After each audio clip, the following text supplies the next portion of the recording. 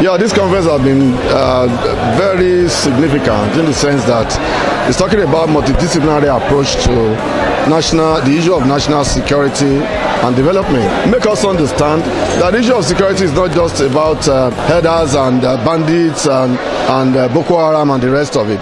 That security, it's in different dimensions. Those of us who chose to go to part of what the CIBC said, we have the pleasure of you asking us to come and share our knowledge with you today. We may not necessarily be rich, but we see ourselves as being valued and can give back. But there are those who chose those other parts then, they also can be anywhere to be around us today. So those kids who are in their frontiers, they thinking life is sweet and glory. My prayer is, pray that whatever you're living or the standard you're living today will last you to your 70s.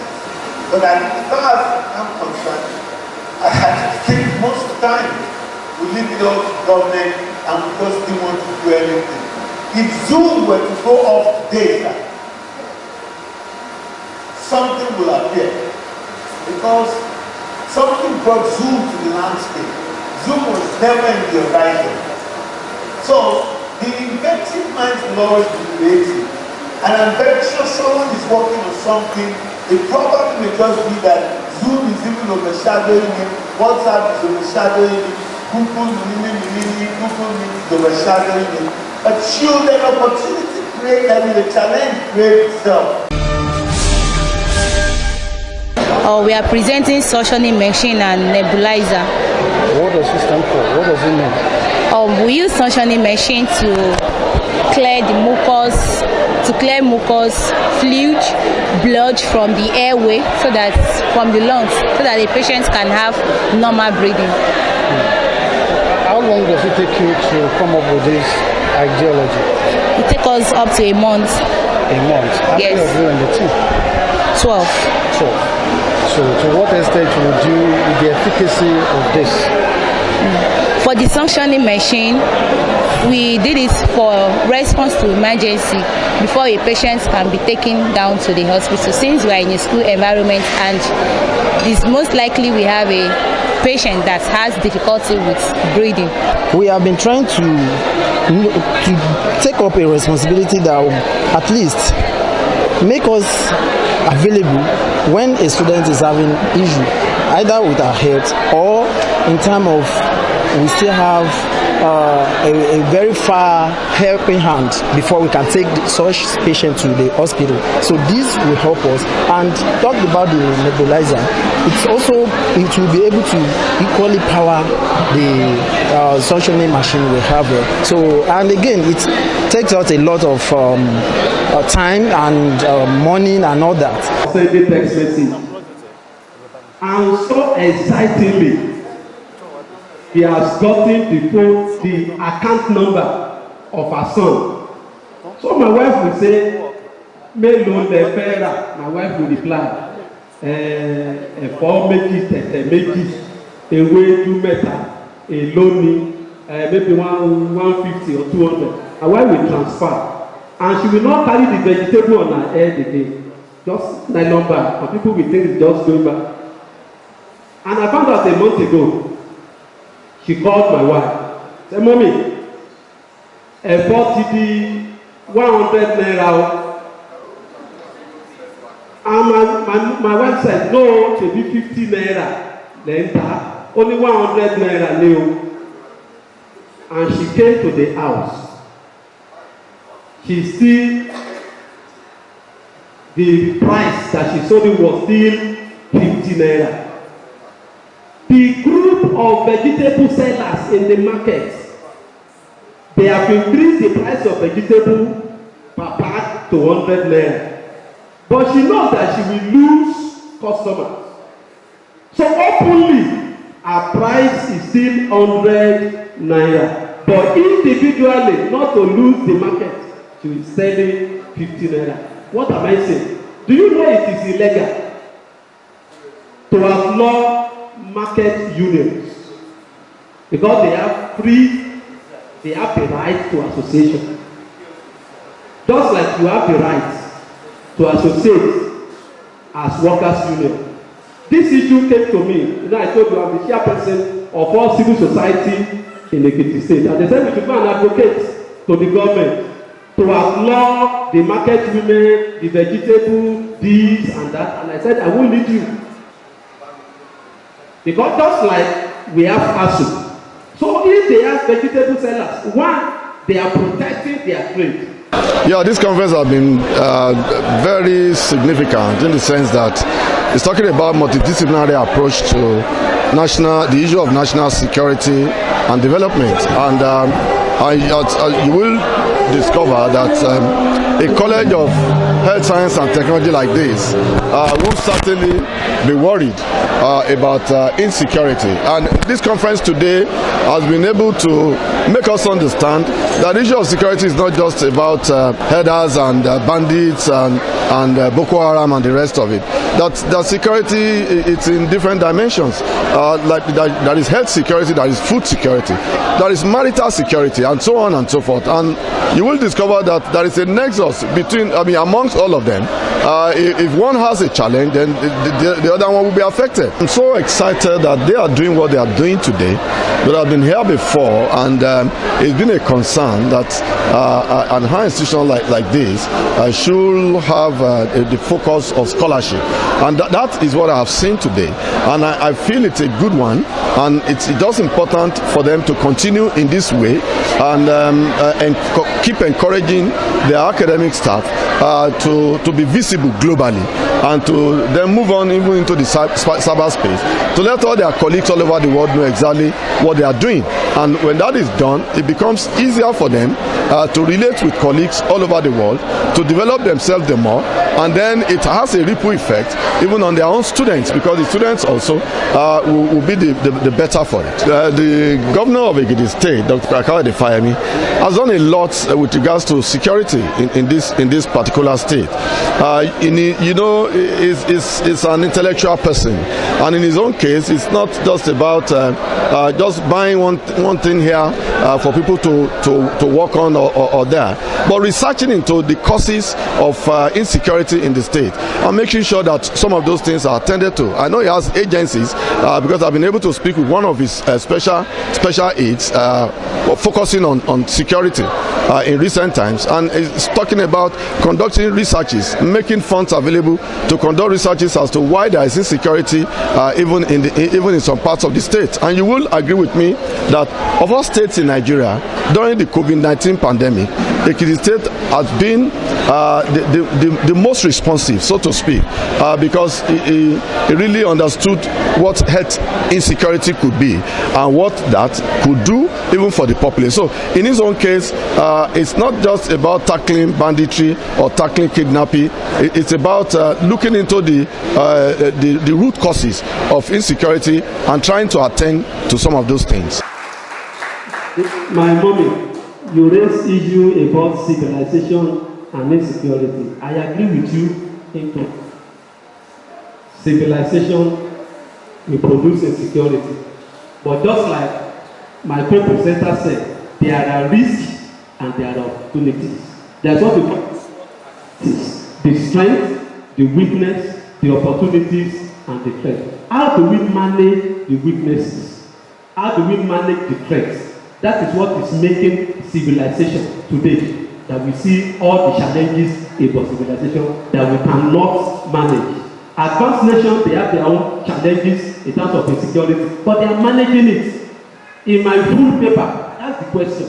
Will it happen in US that we have 150 motorcycles laden with bandits traveling for kilometers from the bush or forest and enter a town with a secondary school or primary school, and they will carry about 150 pupils still on about 150 motorcycles, and they will permit to the thin air, and they will not be able to trace it. Over their civilization has given them technology to checkmate such. You can try it, but one way or the other you will be checkmated. Yes, we at the first scientific conference of the college, we are trying to address some issues of national interest, which is national security and development. And we are looking at different opportunities we can survey during this challenging period. And we have done justice to that by inviting learned scholars, scholars of high repute from across different institutions in the state and outside the state. Yes, everything we have said here today has addressed all nitty-gritty issues that affects national security. We have talked about food security, health security.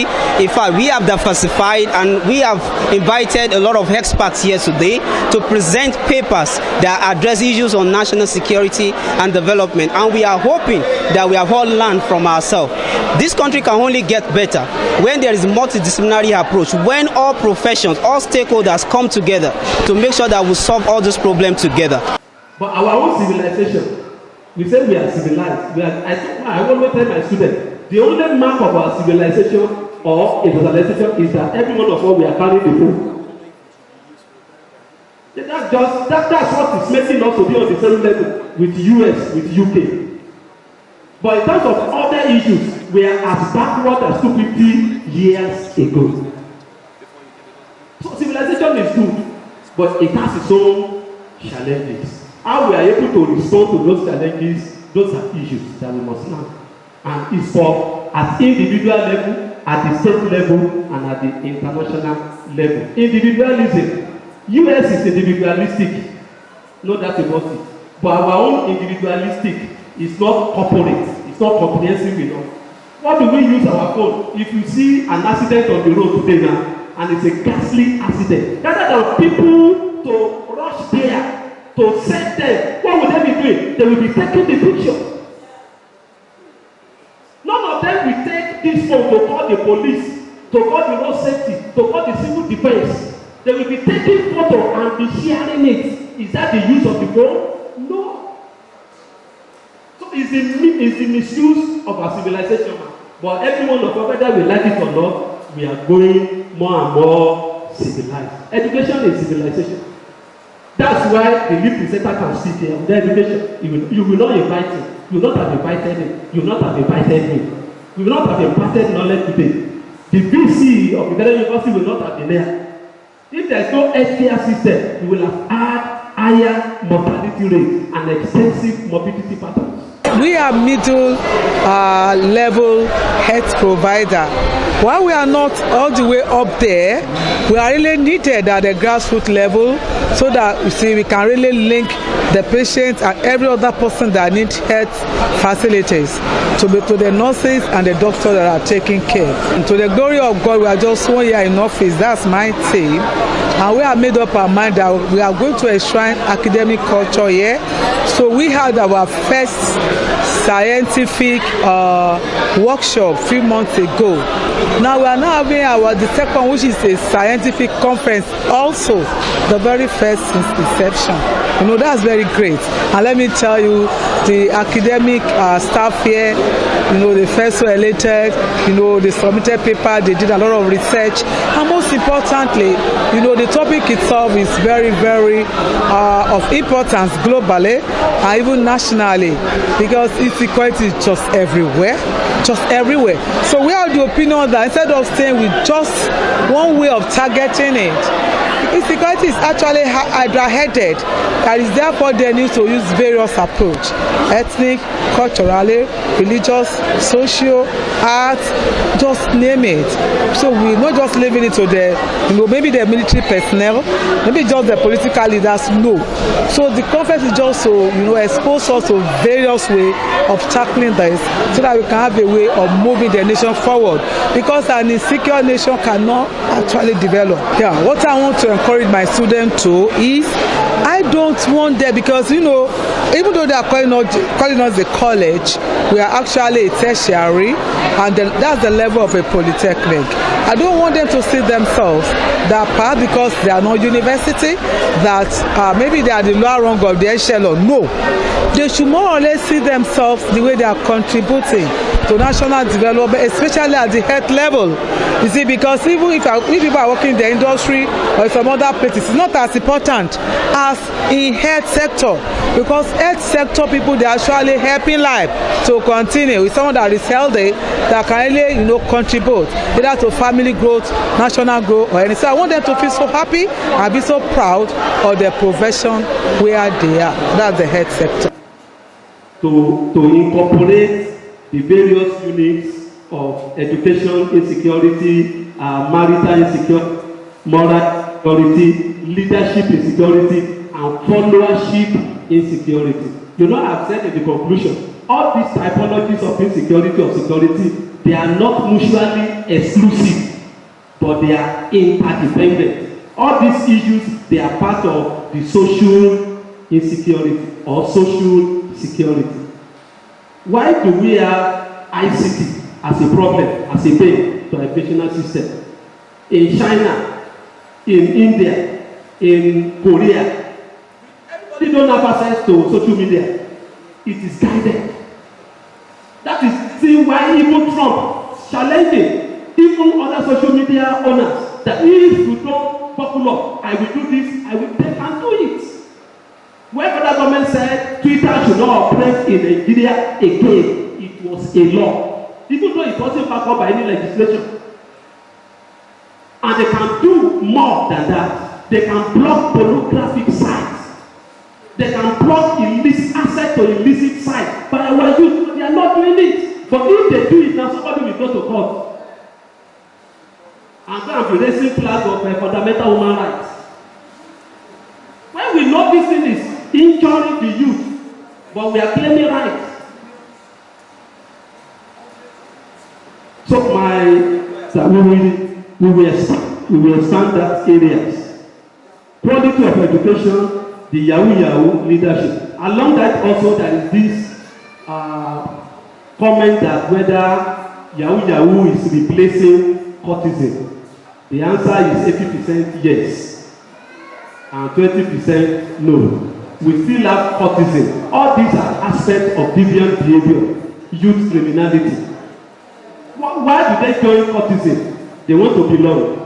We have discussed issues of security that can bring national development in Nigeria. And we know that everybody has contributed and has gained one thing or the other in today's program. And we believe that Nigeria will be better for it. And we thank God for the success.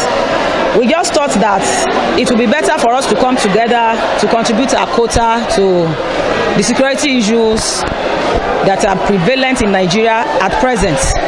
And we just want to encourage the college to keep up this pace.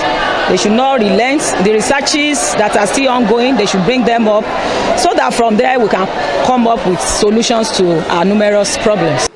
But managing them is the issue. So it is still a part of conflict. It is still a clash because we are fighting over one common resource. And let us disabuse our mind to say ancestral land. Ancestral land. Where did the land become ancestral in the first place? But actually, the history of every town in Ekiti is that they migrated from one place or the other to this place. So you are everybody we are settling in a particular place. Abraham left the native land to go and settle in Canaan. So every one of us we are settlers. So I think it's accommodation, it's understanding that we need to remain as one. And if we want to live also, let there be an understanding that we want to live. We want to be Southwest Nigeria or Southeast Nigeria or Northern Nigeria.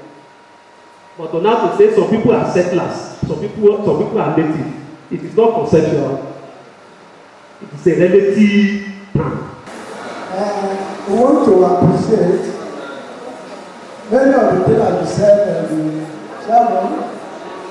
We want to appreciate the lead presenter for the good job they actually done today.